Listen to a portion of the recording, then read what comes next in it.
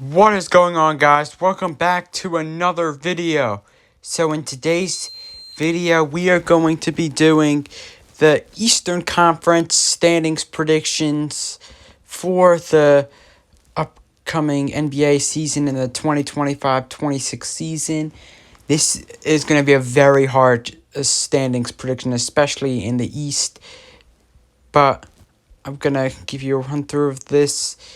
Now, if you're new to the channel, make sure to subscribe, hit the like button, and turn on notifications so you won't miss out on these NBA videos. And let's get started. So, number 1 seed, the New York Knicks. Yes, I hate to say it, I hate the Knicks, but you gotta admit, they're a great team.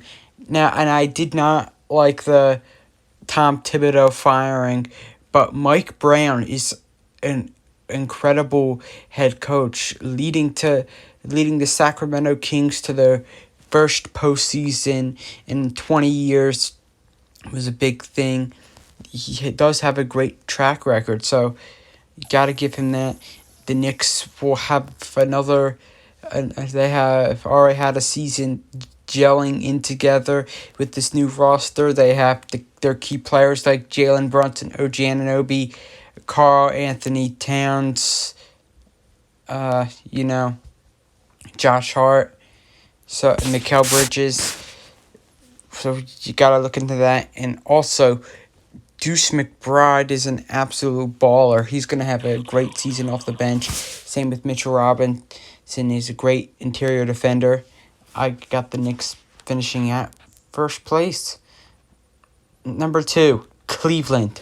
Now, they take a step down, no big deal, but the key thing is that they have a great defensive team, and I think they will be a more motivated Cleveland Cavaliers team. I think, the way they finished off last season was tough.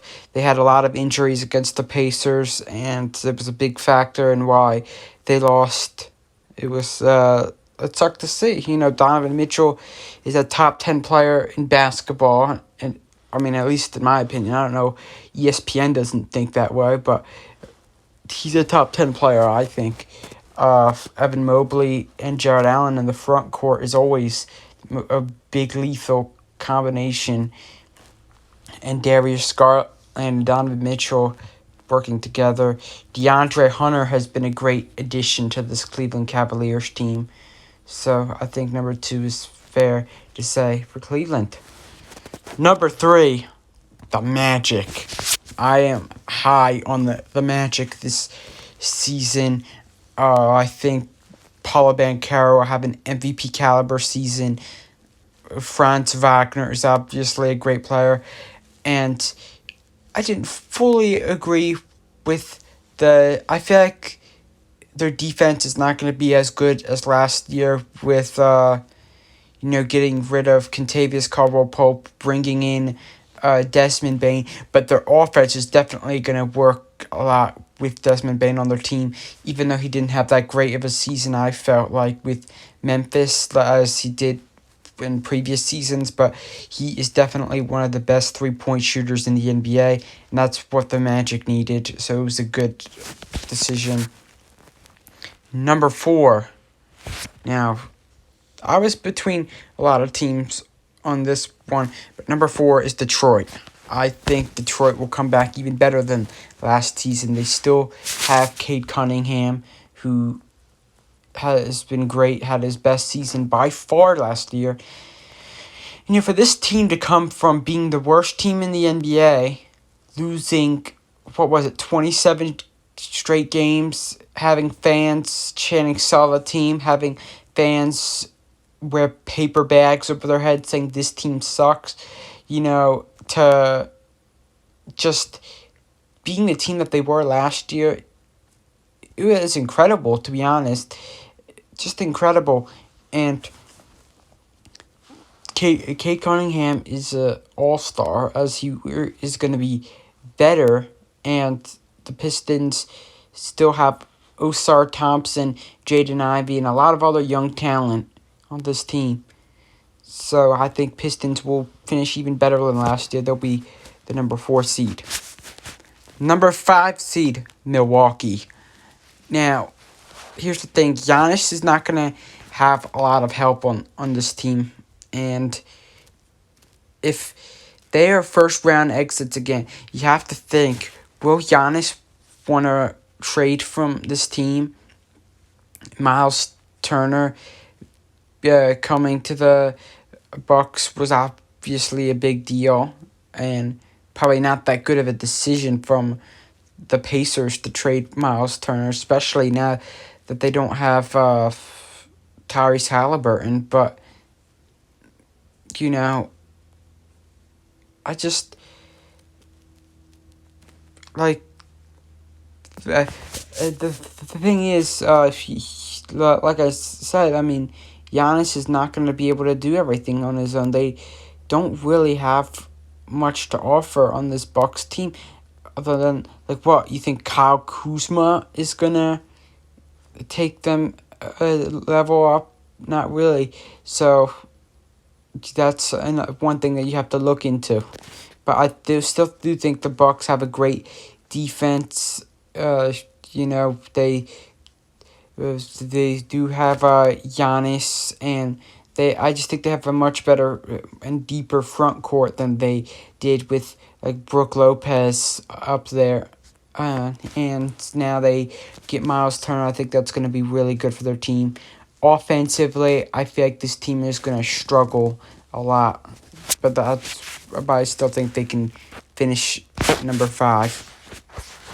Number 6, the Hawks. This is one of the biggest seasons that they're ever gonna have in franchise history, because we just heard that Trae Young says he's not worried about an extension right now. He's worried about how the team performs, and that's a big deal. That's a big deal. That could be a sign that he's trying to tell us all that he does not want to play for this team and continue to waste his career on a losing side. And who could blame him? They keep on downgrading year after year. I mean, in the 2021 year, they got to the conference finals. They fired Lloyd Pierce, got Nate McMillan as their head coach. They made the conference finals. They beat the Knicks in the first round, beat the Sixers in the second round, but then lost to the Bucks in the conference finals. Then in the 2022 year, they lose in the first. They finish 8th in the East, and they lose in the first round to the Heat. And but now in the 2023 year, in that middle of that season, they fired Nate McMillan. They get Quinn Snyder. They lose in 6 to the Celtics in the first round. Now this is when the downgrade really happens. 2024. Now you can have an excuse for this because Trae Young was out for most of this season, and they finished 10th, and they lose in the play-in tournament to the Bulls. Then the playoff exits, but then this year is the one that really stunk. They lost 2 play-in games in a row. They could have had a chance to be in the playoffs, and they blew it twice. I don't know if it's because of Quinn Snyder or what, but the Hawks, I do think, will be better this year because they did get Kristaps Porzingis, Luke Kennard, Nickeil Alexander Walker during this offseason. The Hawks did waive a good amount of players, which is good because they had to get clarity on this team. I didn't agree with Clint Capella being traded, but what are you going to do when you're giving Okongwu all this playing time instead of him, and now you get Porzingis, so what kind of playing time is Capella going to have?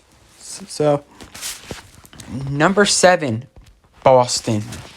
Now, I'm not saying this because I hate the Celtics. As I hate the Celtics, but like with Jason Tatum out, what is this team? And By the way, with Drew Holiday being traded, I think this is just gonna really downgrade this team's defense as well. This team doesn't have that good of defense without Tatum and Drew Holiday now. They do have Anthony Simons, but like this team's defense just gets worse and worse every year. And it's not gonna sustain them getting 125 points a night or whatever they get. So that's why I think they're gonna be 7th. Number 8, Miami. I do believe in this team. I think this team's really good. But they will be missing. They could be higher than this, but they do have Tyler Hero injured throughout the season, which is going to be a big what if for this team, you know. But Tyler Hero will be back after like a month or two, so they still have a chance. There's not going to be too much time. They still have Bam Adebayo. The team's not all about Tyler Hero. It's about Bam Adebayo. It's about Andrew Wiggins. It's about Davion Mitchell and a lot of other key talent. So I think this team will still be the play-in tournament that they are. Number 9 seed is the Pacers. Now, the Pacers, they were without Halliburton. I personally think Tyrese Halliburton is the most overrated player in the NBA. And I'm telling you this very, very honestly. He is very overrated in my opinion. But they're still going to be backed up offensively without him. In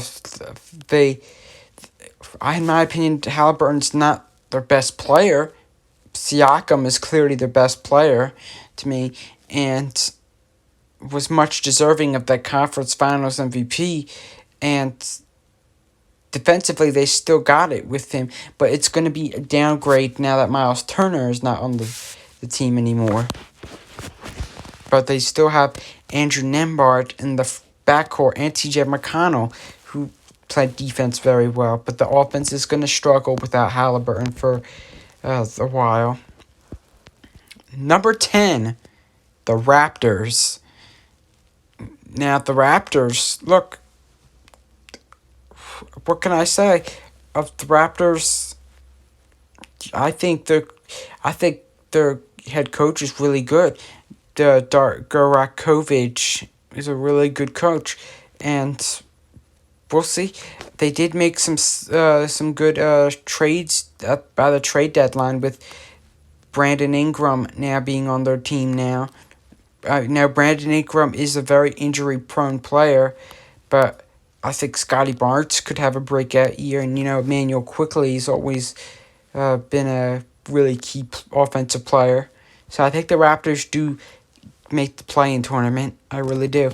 Number 11, my Philadelphia 76ers, barely missing the play-in, or so far away from the play-in. And,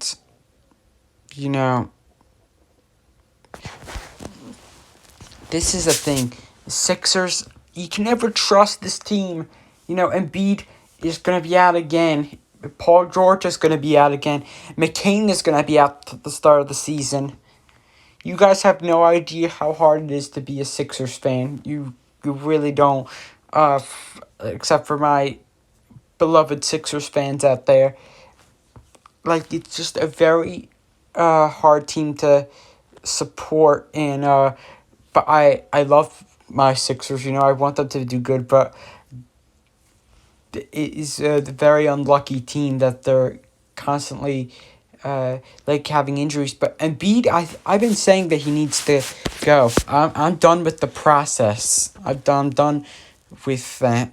We're starting a new process with Maxey, Echikome, and McCain. If McCain can have just one healthy season, and so we can start from there. But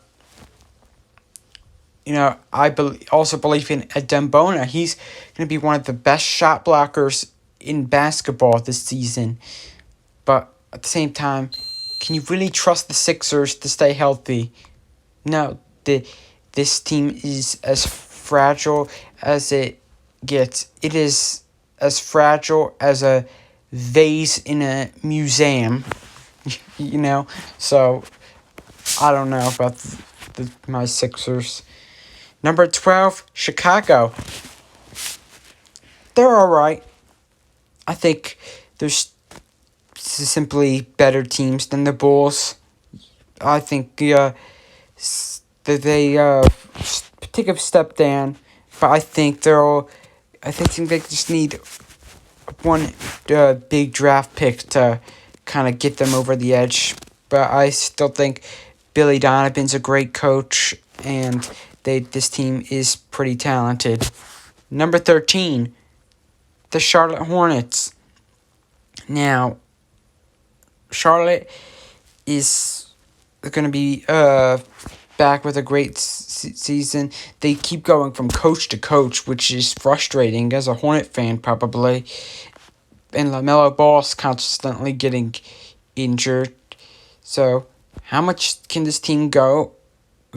How long can this team go for with injuries all the time happening to them? We don't know. So, for now, they'll be 13th. I think Nets will be 14th. They didn't really make the most of their picks that they got in this year's draft. And number 15 will be the Wizards.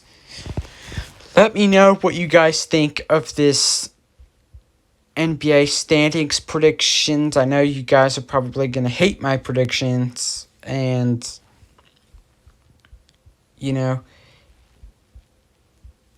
just please let me know and if you think I got them right. And until next time, I'll see you in the next video. Peace out.